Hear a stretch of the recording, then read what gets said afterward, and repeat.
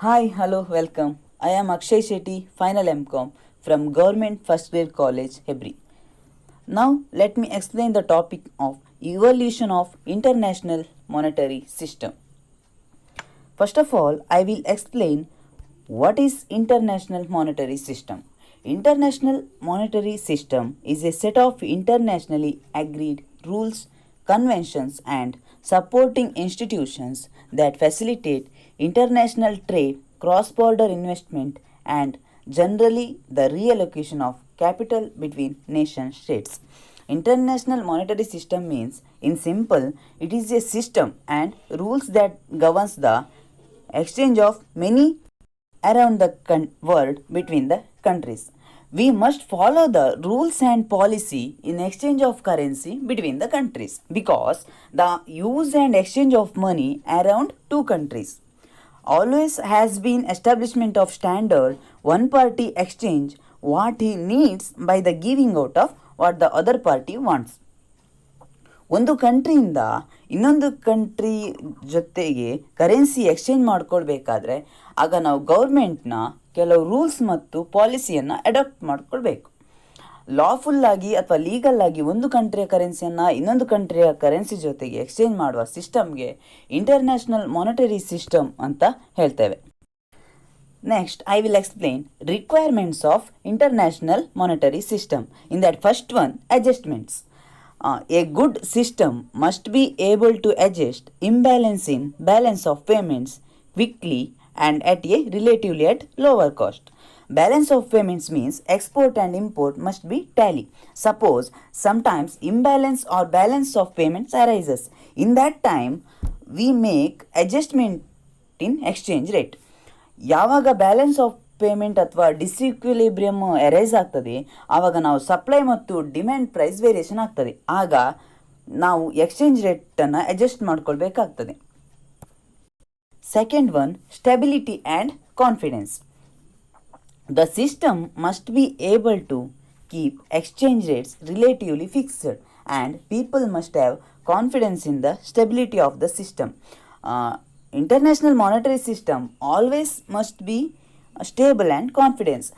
In case of inflation or deflation time, we must be stable and confident in exchange rate of international monetary system. International monetary system ಯಾವಾಗಲೂ ಕೂಡ stable ಮತ್ತು confidence ಆಗಿರಬೇಕು. ಒಂದು ವೇಳೆ inflation ಅಥವಾ deflation ಟೈಮಲ್ಲಿ ಯಾವ ಕ್ರೈಸಿಸ್ ಆಗ್ತದೆ ಅಂತ ಗೊತ್ತಿರೋದಿಲ್ಲ. ಆದ್ದರಿಂದ ನಾವು ಇಂಟರ್ನ್ಯಾಷನಲ್ ಮಾನಿಟರಿ ಸಿಸ್ಟಮಲ್ಲಿ ಯಾವಾಗಲೂ ಕಾನ್ಫಿಡೆನ್ಸ್ ಮತ್ತು ಸ್ಟೇಬಲ್ ಆಗಿರಬೇಕು. Third one, liquidity. The system must be able to provide enough reserve assets for a nation to correct its balance of payments deficits without making the nation run into deflation or inflation. Liquidity means easily convertible into cash.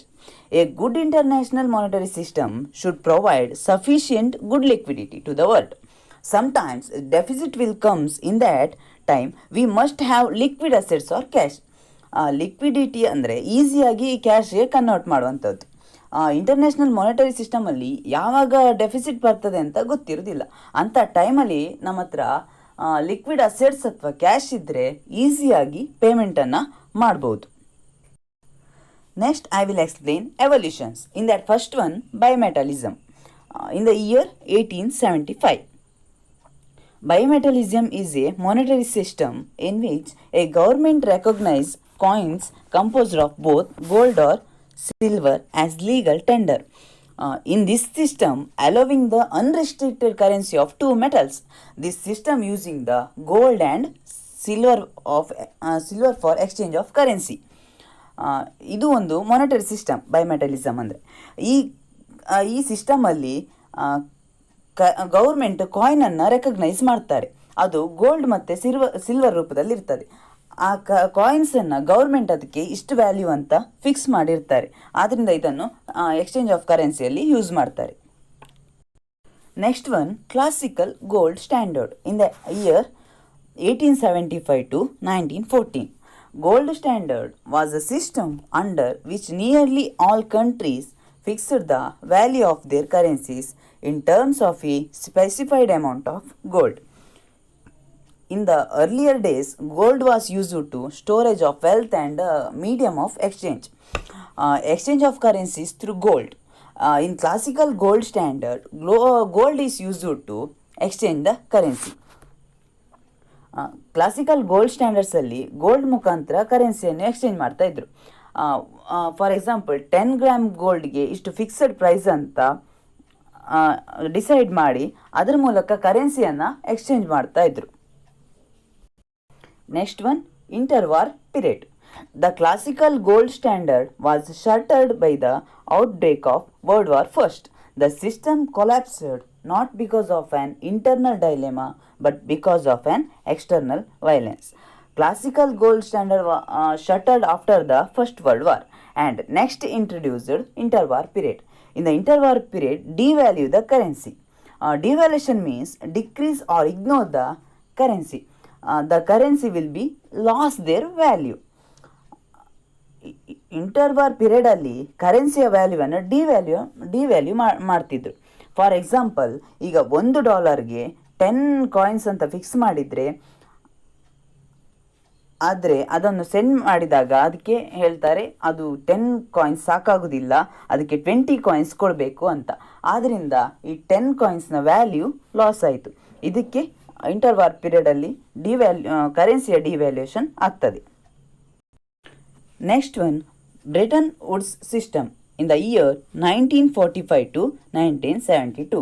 The Bretton Woods system was the first system used to control the value of money between different countries.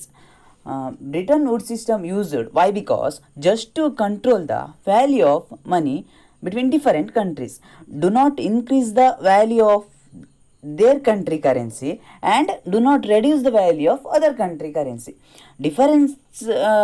Different ಕಂಟ್ರಿಯ ಕರೆನ್ಸಿಯ ವ್ಯಾಲ್ಯೂವನ್ನು control ಮಾಡೋದಕ್ಕಾಗಿ Bretton Wood ಸಿಸ್ಟಮ್ನ use ಮಾಡ್ತಿದ್ರು. ಅವರ ಕರೆನ್ಸಿಯ value ಕೂಡ ಜಾಸ್ತಿ ಮಾಡಬಾರ್ದು, ಬೇರೆ ಕಂಟ್ರಿಯ ಕರೆನ್ಸಿ ವ್ಯಾಲ್ಯೂ ಕೂಡ ಕಡಿಮೆ ಮಾಡಬಾರ್ದು. ಅದಕ್ಕಾಗಿ ಬ್ರಿಟನ್ ವುಡ್ ಸಿಸ್ಟಮನ್ನು ಯೂಸ್ ಮಾಡ್ತಾ ಇದ್ರು. Last one, flexible exchange rate system. In the year 1973 to at present, flexible exchange rate is a monetary system that allows the exchange rate to determined by supply and demand. Flexible exchange rate system is not fixed; it will be changes. It is depend on the supply and demand basis. Sometimes supply will increase and demand will decrease. The exchange rate will be changes. Supply ಮತ್ತು demand ಬೇಸಿಸಲ್ಲಿ ಇದರ rate, ಕರೆನ್ಸಿಯ rate ಕೂಡ depend ಆಗಿರ್ತದೆ. ಇದರ ಮೇಲೆ exchange rate ಕೂಡ changes ಆಗ್ತದೆ. ಒಂದು ವೇಳೆ ಬೈಮೆಟಲಿಸಮ್ ಅಥವಾ ಕ್ಲಾಸಿಕಲ್ ಗೋಲ್ಡ್ ಸ್ಟ್ಯಾಂಡರ್ಡ್ ಆಗಿರ್ಬೋದು, ಮತ್ತು ಇಂಟರ್ವಾರ್ ಪೀರಿಯಡ್ ಆಗಿರ್ಬೋದು, ಬ್ರೆಟನ್ ವುಡ್ಸ್ ಸಿಸ್ಟಮ್ ಆಗಿರ್ಬೋದು, ಇದೆಲ್ಲವೂ ಕೂಡ ಫಿಕ್ಸ್ಡ್ ಎಕ್ಸ್ಚೇಂಜ್ ರೇಟ್. ಆದರೆ ಇದು ಫ್ಲೆಕ್ಸಿಬಲ್ ಎಕ್ಸ್ಚೇಂಜ್ ರೇಟ್ ಮಾತ್ರ ಚೇಂಜಸ್ ಆಗ್ತಾ ಇರ್ತದೆ. ಅದು ಯಾವುದು ಕೂಡ ಚೇಂಜಸ್ ಆಗಿರುವುದಿಲ್ಲ. Thank you.